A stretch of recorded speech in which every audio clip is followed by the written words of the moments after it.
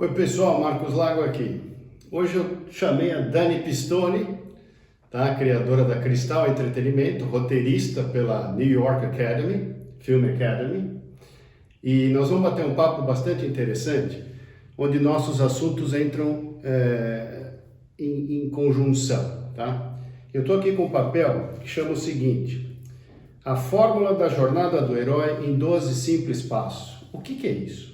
Isso aqui serve para uma coisa interessante, que é fazer roteiro de filme de cinema, tá?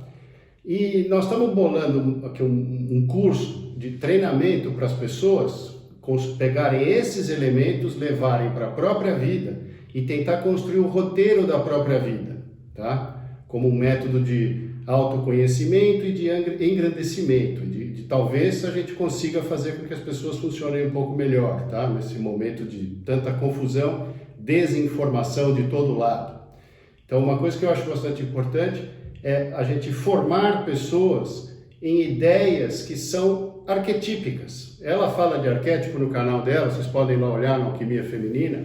O arquétipo, ele foi falado por um monte de gente, vocês já ouviram essa palavra, tá? Arquétipos são informações da nossa espécie, que existem em todas as pessoas, tá bom? Por exemplo, o arquétipo mãe. Quando fala mãe, em qualquer cultura do nosso planeta, a sensação é sempre a mesma. Então, o arquétipo é algo que te traz uma emoção e que te traz um tipo de comportamento, tá?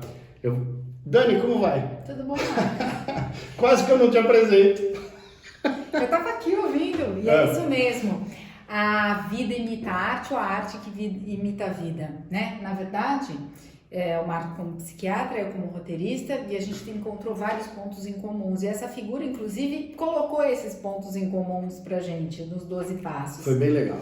Então, na verdade, qualquer estrutura de roteiro, qualquer ideia de roteiro de cinema, ela sempre parte de uma vivência real do criador ou roteirista. Isso eu aprendi, quer dizer, na verdade, isso me foi dito lá em Los Angeles. E às vezes as pessoas têm vergonha de falar isso, né? Ah, não, eu criei da minha história comum, da minha história, da minha memória de vida. Não, tem que ser da sua memória de vida, tem que ser da sua história, porque na verdade aí que é genuíno. As melhores ideias, elas são sempre genuínas da vivência das pessoas, porque nada mais é o que está na tela do que a vida de alguém. Por mais que a gente não conheça, e é a sua vida, é a minha vida, é a vida do outro. Muitas vezes as pessoas falam pra mim: nossa, eu preciso te contar a minha vida, porque a minha vida dá um filme. Não é só a sua vida que dá um filme, é a vida de todo mundo. Todas as vidas dão um filme, né? Às vezes de terror, mas tudo bem. Por isso que temos vários gêneros: drama, terror, romance. Vamos passar um pouquinho aqui, Dani, é o seguinte. Então, pelo que eu estou entendendo, o roteiro é formado por 3 atos, né? Pessoal, ato, vocês sabem, de cinema, né? Do teatro, né? Primeiro ato, segundo ato, terceiro ato, vocês já ouviram falar esses termos do teatro, né? Então, nós vamos trazer isso para o roteiro, mesma coisa. E nós vamos tentar levar isso um pouquinho para a vida de vocês, tá? Então, em 3 atos, a fórmula da jornada do herói em 12 simples passos. Esses passos estão nos atos. Vou dar uma explicadinha, depois nós vamos falar com a Dani.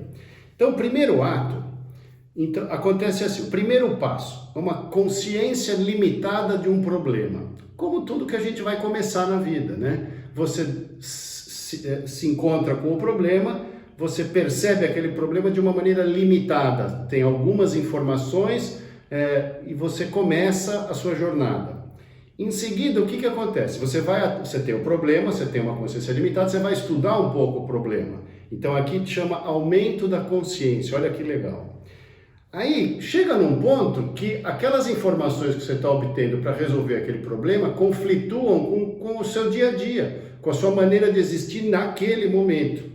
E aí você reluta a resolver, então você reluta a mudar. Olha que interessante. E o quarto passo do primeiro ato é quando você passa por cima dessa relutância, quer dizer, você acredita que tem que resolver aquilo, que aquilo faz parte da sua vida, e você vai lá e faz a superação da relutância. Dani, como que funciona isso no roteiro do filme? Então, na verdade, muito parecido com isso que você está falando na parte de análise do ser humano. Então, quando você encontra o seu personagem principal, esse herói, ele sempre tem que ter um desejo e um querer e um desejo. O querer... Como assim? Querer e desejo? Como é que você separa isso? O querer fica muito claro durante a aventura, a gente chama aventura, essa jornada do filme, o movimento do filme, porque logo nessas primeiras cenas você percebe o que este cidadão, o que este personagem ou essa personagem não tem e o que ela quer alcançar. Tá. Agora o desejo, isso é o que ela quer, isso fica muito claro o filme inteiro. O desejo interior é uma coisa interna, é do coração, é o que não está claro para a plateia. Normalmente, o próprio personagem não sabe o que ele deseja realmente e ele vai modificar o comportamento, ele chega no final, é onde a gente percebe qual é o desejo. E às vezes ele mesmo percebe, porque ele não sabe no começo. É muito comum nas pessoas mesmo, né? Hoje a gente tem uma dificuldade de escolher coisas, né? A gente não sabe o que a gente quer, né? A gente não sabe o que a gente deseja, né? E o querer... E o desejar é muito distinto, e ele tem que ser, porque um bom filme tem uma mudança comportamental significativa nesse personagem. Se o personagem não tem uma mudança significativa, você não se identifica, você não cola, você não quer ele como você. Então o filme não é bom, porque na verdade é uma indústria que vive de bilheteria. Certo. Então, tem que atrair. Essa técnica profunda... Ela tem que ser uma técnica da natureza, né? Ela precisa existir. E ela precisa fazer sentido nesse personagem. Então, muitas vezes, você tem psicólogos, psiquiatras, psicanalistas como base de pesquisa do roteiro para a construção desse personagem. Então, o primeiro, que é o mundo comum, é esse personagem com o querer, o want e o desire, né? O desejo e o querer. Quando você passa para o segundo momento, que a gente chama aqui, né, do chamado para aventura. Então, como a gente está chamando sempre de aventura, essa história narrativa, ele tem um chamado, alguém, um personagem, algum incidente, alguma coisa que acontece na vida dele, que começa a dizer que o mundo dele comum, ele tem que sair daquela zona de conforto. Então, de alguma maneira, ele é chamado para fazer essa aventura.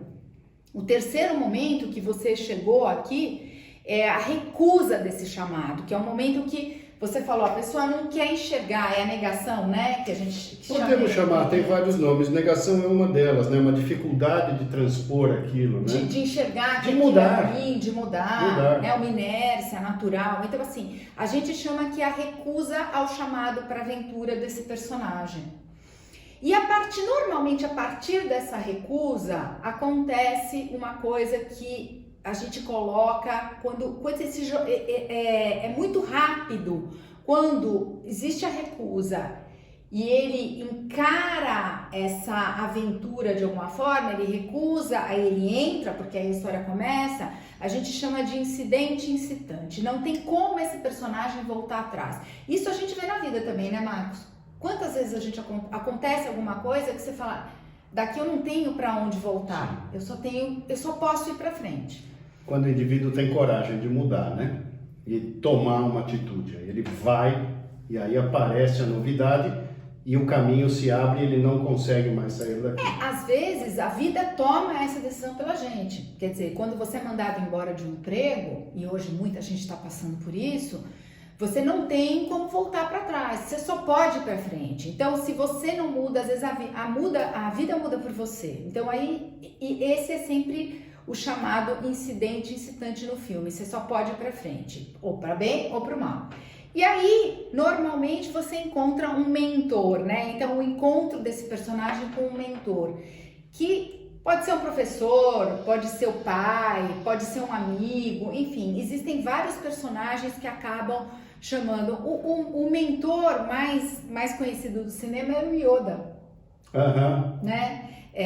E a gente brinca, inclusive, na vida cotidiana, né? Nossa, o fulano, um chefe bom é o meu Yoda, né?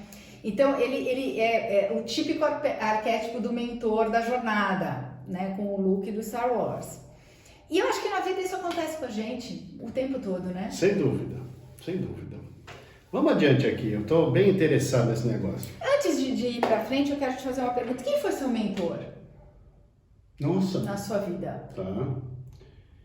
Tive alguns, dependendo da jornada, né? Eu já sou um herói mais velho. Várias aventuras, né? Várias aventuras. Foram várias aventuras. Uma história muito longa com várias guinadas mesmo de vida, inclusive profissional, né? Principalmente profissional e de vida pessoal também. Então, tive vários mentores, mas a gente ia demorar tanto para contar deles todos. Um que te lembre, vem à cabeça, um Yoda da sua vida. O Yoda da minha vida me apareceu com 11 anos de idade, né? Era um médico, né? O nome dele é Celso Charuri, talvez algum de vocês já ouviu falar esse nome. E era um sujeito que levava a gente para um caminho, realmente uma jornada de um herói verdadeiro, né? Ele falava coisas diferentes do que a gente está habituado desse mundo mais tradicional, trabalhar, fazer negócio. Ele falava de crescer por dentro, de mudar a existência dos outros através de um caminho que ele chamava de evolução, né? E bastante interessante. Mas esse é um vídeo muito longo, turma. Vou ter que falar outra hora. E nesse momento é que você percebe a diferença do querer e do desejar no seu caminho, né?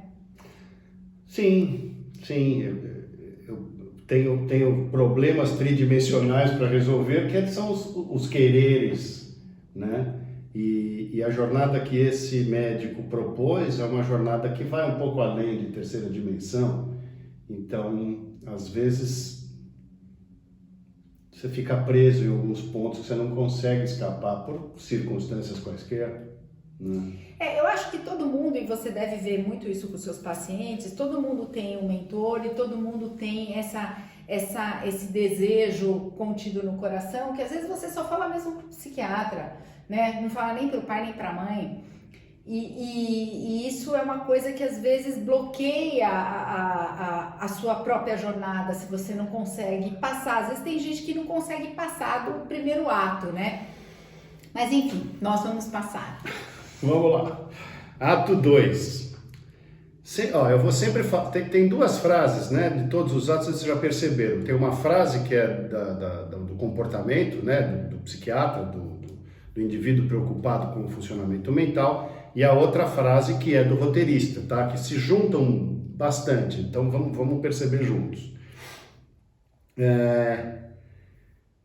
Assim que o indivíduo superou a sua relutância, ele foi para a jornada do herói dele, ele tem que se comprometer com a mudança. Olha que bacana, né? Ele entendeu um pouco mais, ele tinha um problema, ele entendeu, ele cresceu, ele ficou um pouco maior, percebeu ali, relutou, aceitou que era o caminho dele e supera a relutância e vai. Quando ele faz isso, ele tem que se comprometer com uma mudança. O que quer dizer? Ele era um antes do problema, ele é outro a hora que ele percebe um pouco mais o problema e começa o caminho, tá? Depois, ele começa então a viver a mudança. O que continuar o caminho chama aqui experimentando a primeira mudança.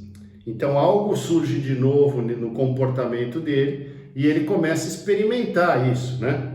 E aí vem a continuação, que é a preparação para uma grande mudança. Posso te interromper um minuto agora? Claro, sempre. Na verdade, então, aqui eu vou falar da parte do roteiro, mas como eu citei Star Wars, agora eu não paro de pensar no Yoda e no Luke. Então eu vou colocar isso, né? Você colocou muito bem o comprometimento aqui, né? E esse comprometimento, ele vem depois que você encontra um mentor. Seja ele quem for, você provavelmente já foi mentor de vários de seus pacientes, porque o mentor não necessariamente é uma pessoa que vem com o livro, enfim, mas é a pessoa que te dá a chavinha para dizer, olha, você pode ir por aqui. O comprometimento desse herói é com ele, não é com o mentor, é com ele mesmo. Então aqui a gente vê que tem o cruzamento do linear, quer dizer, eu posso, é quando é a barreira, né? O linear dele, ele vai. Ele vai porque ele começa a acreditar que ele pode. E aí é fácil, deu tudo certo. Não.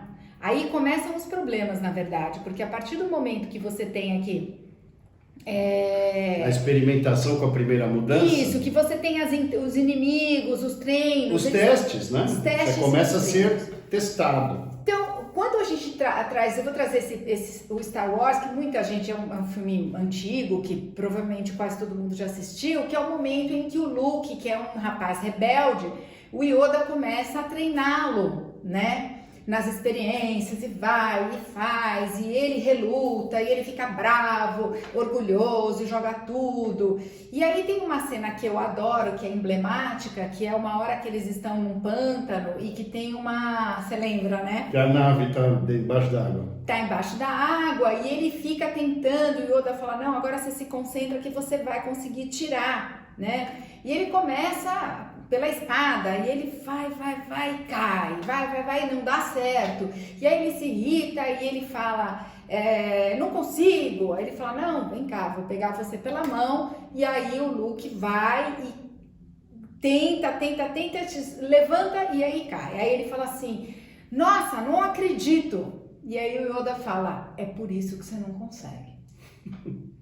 E é uma frase que a gente usa o tempo todo, não acredito. Né? Se você não acredita, realmente você não consegue. Então, essa parte aqui é essa relutância, que é a vida de todo mundo. Não é que agora eu resolvi, eu mentalizei, agora vai. Não, você vai cair, vai montar, né?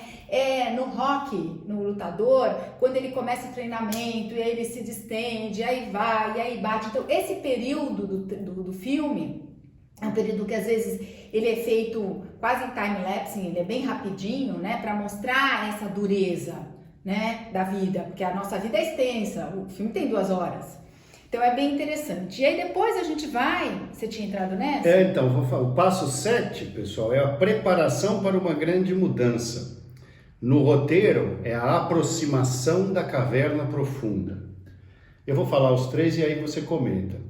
Depois vem o passo 8, a tentativa de uma grande mudança. Primeiro ele se prepara, aí ele vai tentar, né? E aqui vem, no roteiro, chama provação. Ele vai ser posto à prova, né? E o último passo do ato 2 são as consequências da tentativa.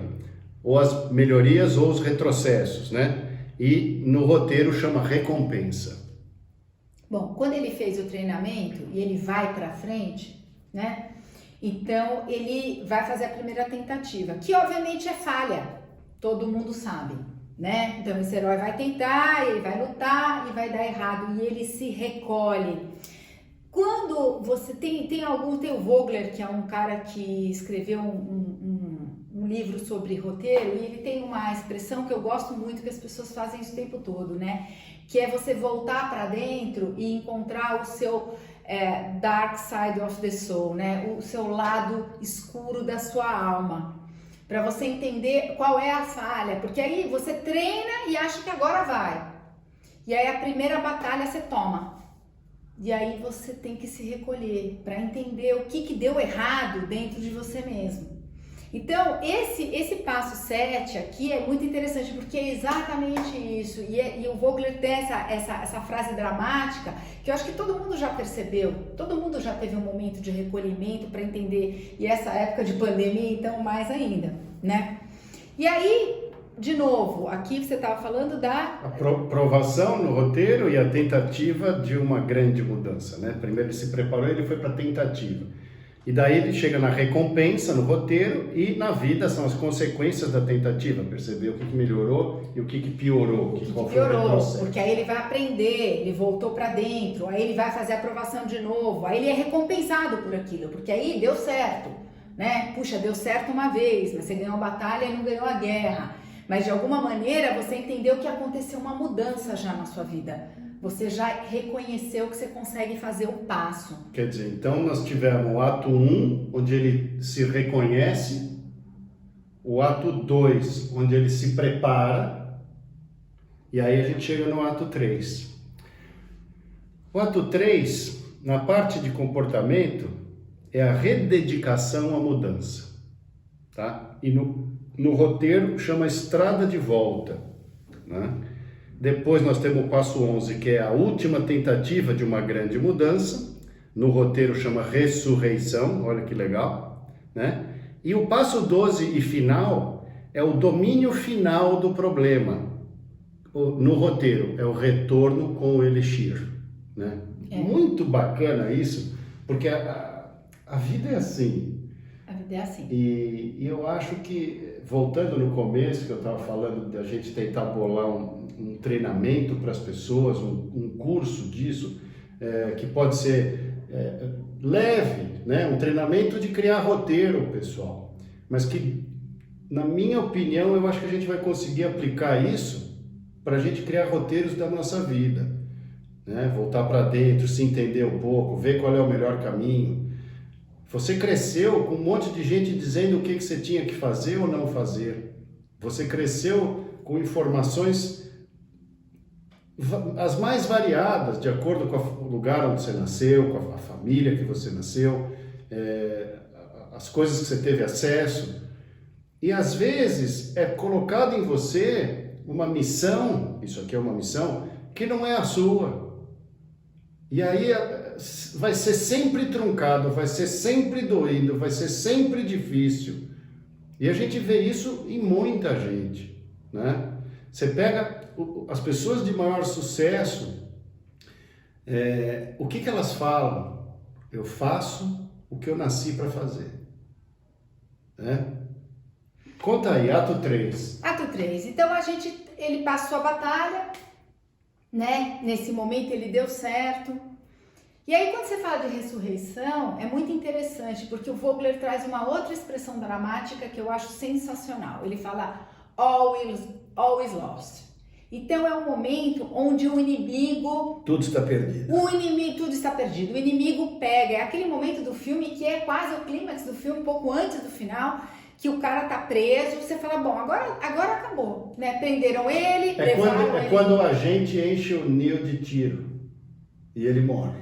Exatamente. Ele morre de verdade, o cara seguiu a risca tal da ressurreição. A Matrix é isso aqui perfeito, a jornada do herói é perfeita.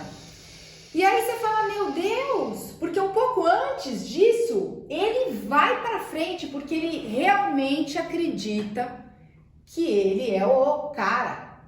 E aí ele morre. E aí você fala, meu Deus, tá tudo perfeito, tá tudo perdido. Mas é nesse momento, e aí é a fé de cada um, e isso acontece em todos os roteiros, que aonde esse herói reúne aquelas forças. Eu lembro, eu tinha um professor de natação, eu treinava natação, e ele falava assim, quando você acha, eu chegava a chorar de tanto que me doía o músculo. Ele falava, quando você acha que você já deu tudo, que você tá morrendo na piscina, você só deu 50%. Então, é essa hora que você fala, bom, o cara não vai ter como sair de lá. E na nossa vida, é a hora que você está destruído. Você só deu 50%. É a hora da ressurreição. É a hora que com a fé, e a fé estou falando em você, hein? Não estou falando do divino. Se for do divino, melhor. Você renasce. E é onde esse herói renasce pro filme. E é onde chega no final que ele vem com a volta do Elixir. O que é o Elixir? Ele saber que ele pode. Ele pode, ele conseguiu.